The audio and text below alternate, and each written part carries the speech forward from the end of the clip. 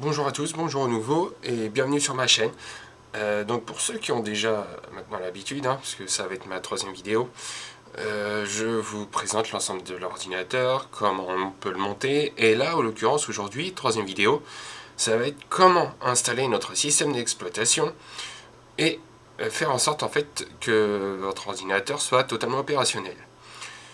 Juste pour info, quand on achète un ordinateur au magasin, Windows est préinstallé sur l'ordinateur. Quand on l'allume, on se retrouve tout de suite sur une page bleue et il y a plein de configurations à faire, il y a plein de choses. Donc quand on sait faire, tant mieux. Quand on ne sait pas, au final, on achète un ordinateur, mais on ne peut pas s'en servir. Et pour anecdote, ça m'est arrivé, j'ai eu des clients qui m'ont appelé pour ça, puisque certains pensent qu'on achète un ordi et puis il est prêt. Non, c'est pas comme ça que ça marche. Donc ce tuto va vous aider à mieux paramétrer votre ordinateur quand vous en achetez un neuf, car cette manipulation-là équivaut sensiblement à une installation comme si on avait monté un ordinateur. Donc ça va être la troisième vidéo pour aujourd'hui. Donc comme d'habitude, j'essaye d'être le plus clair, le plus concis, et d'expliquer simplement les choses. Pour l'installation d'un système d'exploitation, on a besoin en général de deux choses. Le CD d'install pour ceux qui travaillent encore sur un CD d'install et d'une clé USB éventuellement avec tous les petits pilotes qu'il y a dedans, enfin tout ce qu'il faut pour que notre système Windows fonctionne correctement. Moi, je travaille avec autre chose. Je l'appelle mon boîtier magique.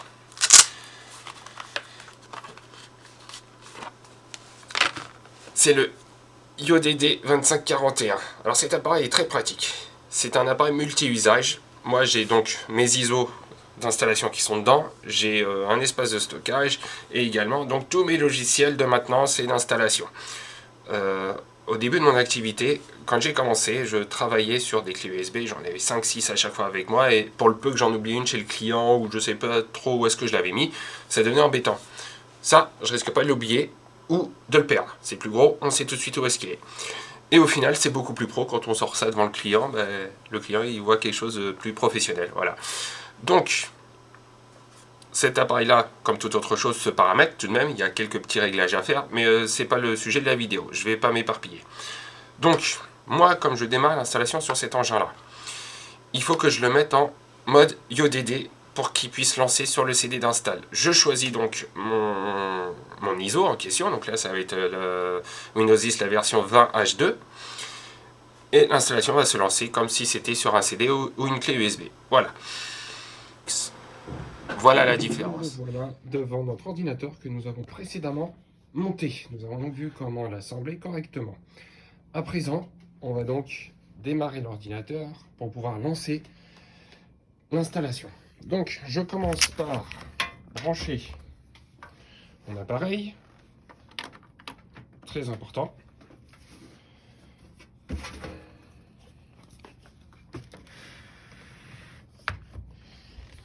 J'ai donc tout branché. Je me suis assuré d'avoir branché donc le câble d'alimentation, le câble vidéo, les deux câbles USB, donc souris clavier, et attention, on n'oublie pas, très important, le câble RJ45, parce que Windows à l'installation va donc télécharger des mises à jour. Je peux donc allumer.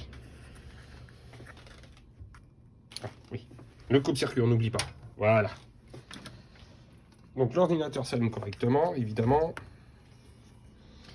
Donc comme je vous ai dit, moi je vais demander à mon appareil de redémarrer sur IODD, parce que là on est en HDD, ça ne marchera pas. Donc menu, mode select entrée, ODD. Et voilà.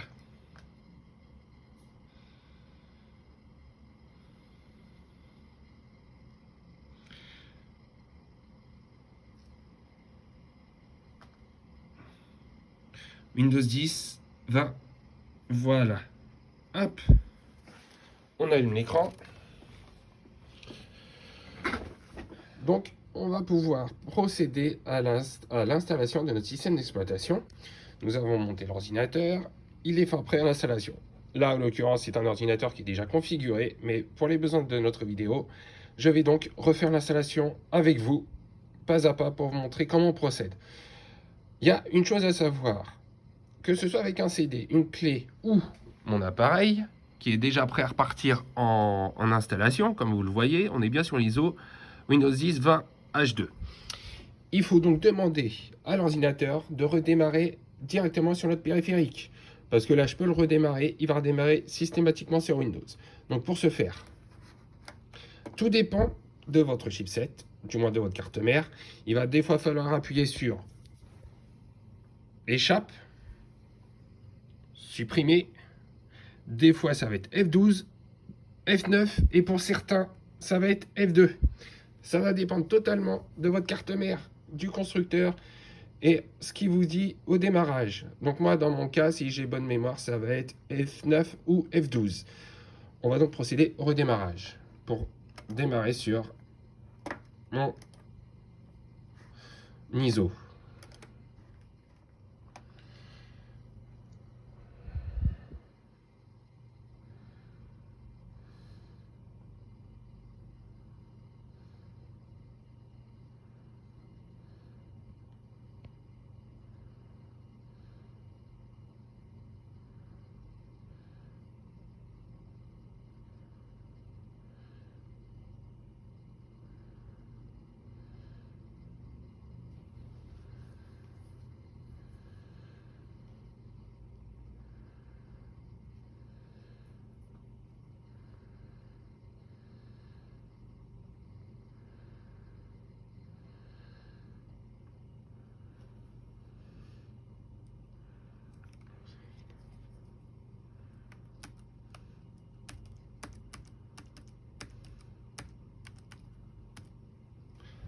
Voilà, donc dans mon cas, c'était appuyer sur F11 pour faire apparaître le boot menu.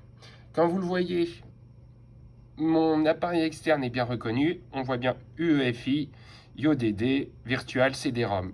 Je me rends donc dessus pour démarrer sur l'ISO d'installation.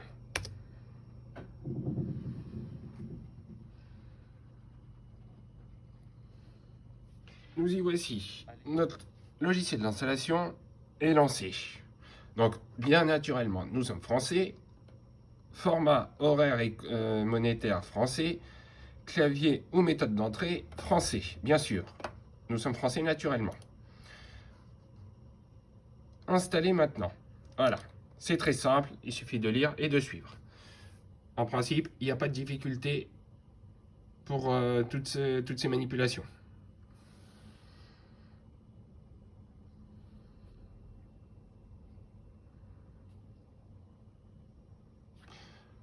Déclaration de confusion.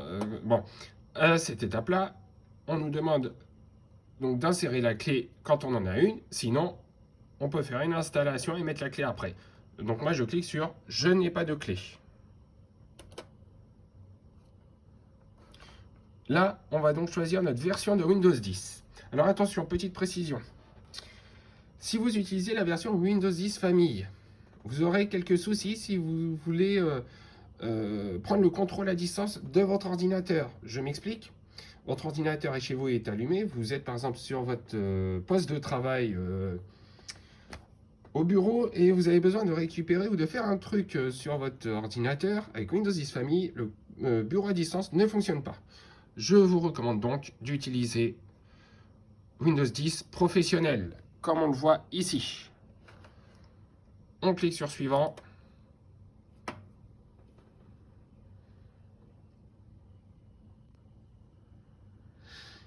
Naturellement, on a lu le contrat de licence, hein, bien sûr.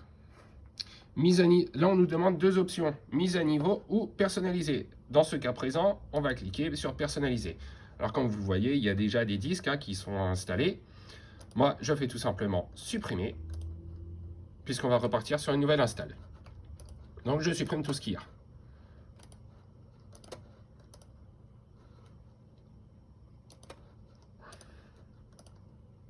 Voilà, on a un seul disque maintenant. On clique donc sur Nouveau, Appliquer. Là, il nous dit que... Voilà, il nous met un message, on dit OK. Et on reste bien sur le disque où il y a le plus d'espace de stockage, bien évidemment, et on fait suivant. L'installation se lance. Je vous retrouve tout à l'heure. À présent, nous voilà à cette étape-là, ce qui correspond à peu près donc à ce que nous trouvons quand nous ouvrons un ordinateur que nous achetons dans le magasin. On arrive ici. Donc Windows est préinstallé. Il ne reste plus qu'à le configurer. Donc là, toujours pareil, hein, on est français. Dans notre cas, donc on dit oui.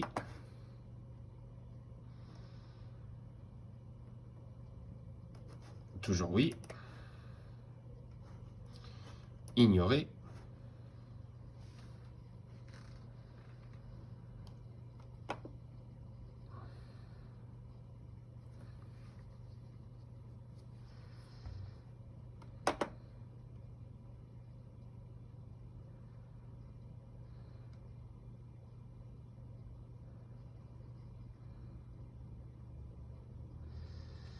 Alors, en fonction de vos ordinateurs, de vos processeurs, l'installation peut prendre plus ou moins de temps. Donc là, on configure pour une utilisation personnelle, bien évidemment. On a la possibilité soit de se connecter avec notre compte, soit créer un compte, ou alors, moi, c'est ce que je fais tout le temps pour mes clients, donc compte hors connexion. Expérience limitée. Le nom, je mets toujours utilisateur.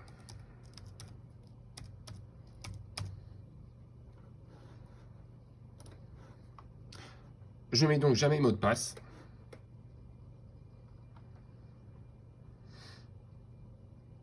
Donc là, du coup, on configure un compte en utilisation locale, hein, qu'on soit bien d'accord. Donc là, je n'utilise pas le système de reconnaissance vocale. Je dis toujours non. Non. Envoyer les données de diagnostic obligatoire seulement. Non. Non. Accepter.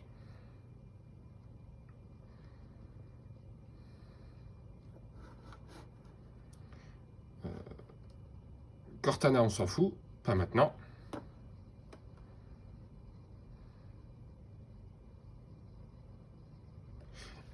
Et nous n'allons pas tarder à apparaître, enfin à arriver sur notre bureau Windows 10.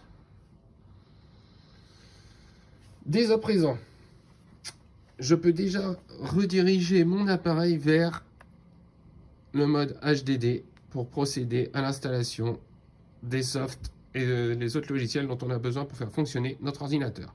Donc, mode Select, HDD, Entrée. Et voilà.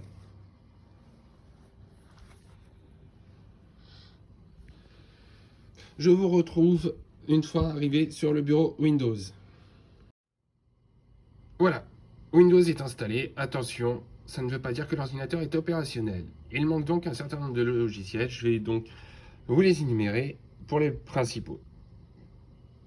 Acrobat Reader, donc pour les PDF.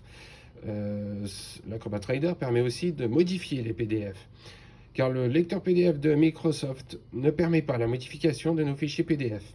Il manque Java. Java fonctionne avec plein de trucs, hein, Facebook, les jeux sur Facebook et d'autres choses. VLC Media Player. VLC Media Player, comme le nom l'indique, c'est un lecteur de médias avec un certain nombre de codecs que le Windows Media n'a pas. Il va aussi manquer d'autres navigateurs internet, comme Chrome par exemple. C'est toujours mieux. Ensuite, après, c'est au choix bien évidemment, et je fais souvent en fonction de mes clients. J'installe le pack Office et j'installe d'autres logiciels éventuellement. Et éventuellement, si on veut, Driver Cloud. Donc là, pour un vieux PC, Driver Cloud, ça peut être utile pour mettre à jour certains vieux pilotes que Windows ne va éventuellement pas chercher. Mais là, on ne va pas s'amuser à mettre Driver Cloud. Donc, je vais vous retrouver une fois que toute l'install est terminée pour vous montrer ce qu'on trouve sur le bureau une fois fini. A tout de suite. Me revoilà. Donc, arrivé à ce stade-là, quand nous avons ces icônes-là sur le bureau, ça veut dire que l'ordinateur est fin prêt. Donc, obligatoirement, quand vous avez installé votre Windows, vous devez au moins mettre Acrobat, Chrome, VLC Media Player Pourquoi pas TeamViewer et AnyDesk? TeamViewer et AnyDesk, ce sont deux applications qui permettent de prendre la main à distance sur votre machine. Ensuite, il y a Java qui n'apparaît pas donc sur le bureau, puisqu'il n'y a pas de raccourci. Là, l'ordinateur est fin prêt. Il manque juste éventuellement une suite Office et d'autres logiciels. Attention, je précise que si vous voulez réinstaller votre ordinateur, pensez bien à faire une récupération de vos informations. Puisque quand on réinstalle l'ordinateur, on peut choisir de garder nos fichiers, mais je vois pas l'intérêt. Si on réinstalle, c'est qu'on veut supprimer certaines choses. Donc on réinstalle tout. Et donc dans ce cas-là, on récupère au préalable nos données. Donc on va, pour ce faire, je ferai une vidéo, je ne vous montre pas plus. Si vous voulez savoir comment réellement récupérer ces données sans rien oublier, y compris les fichiers PST, donc les fichiers dits Outlook, faites-le moi savoir et je pourrai vous faire une vidéo expressément pour ça. Donc à ce stade-là, l'ordinateur est prêt. Nous pouvons donc l'utiliser. Je vous remercie. Vous avez vu comment on procède pour installer notre système d'exploitation. C'est déjà une très bonne chose, vu que maintenant vous pouvez monter et installer votre système d'exploitation sans problème et le rendre utilisable. Dans les prochaines vidéos, nous pourrons voir un tas d'autres choses. L'informatique, c'est tellement large qu'il y a plein de trucs à voir. Pour aujourd'hui, ça s'arrête ici. Je vous remercie de votre fidélité. Comme d'habitude, le pouce, c'est important. Ça permet ça gratifie mon travail, ça montre que je fais pas ça pour rien. C'est toujours très intéressant. Et surtout, les commentaires, car j'apprends beaucoup. Si on me fait des commentaires, je pourrais éventuellement améliorer certaines choses ou rajouter du contenu éventuellement. Et surtout, abonnez-vous. Vous serez alerté automatiquement de mes nouvelles vidéos. Je vous dis à la prochaine, peut-être dans la semaine prochaine. Pardon. Demain, il y en aura peut-être une vidéo, mais la semaine prochaine, il y a un peu moins de chance. Je vais faire une petite semaine off. Donc voilà, merci de votre fidélité et à la prochaine. Bye bye.